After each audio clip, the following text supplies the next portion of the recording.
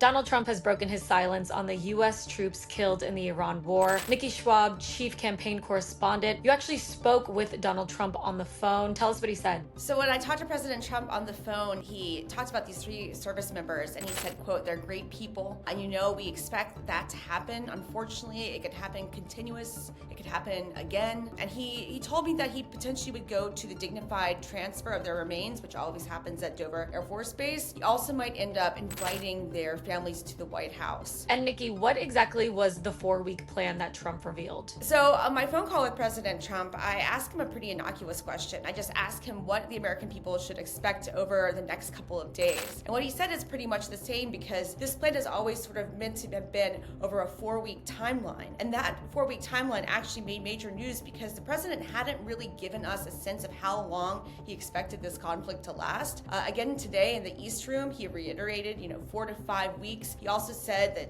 he assured the American people and said, I have enough supplies. It could go longer if need be. But also he said that the U.S. forces were ahead of schedule because they had already basically killed a lot of the top Iranian leadership. And what was Trump's demeanor like on the phone call? It was only, it was 3 minutes and 45 seconds, so a very quick call. He said he was, amid meeting with the generals, and then he was going to address the American public later. So he had a pretty busy schedule, but it was nice that he was able to fit us in. All right. Thank you so much, Nikki. Thank you.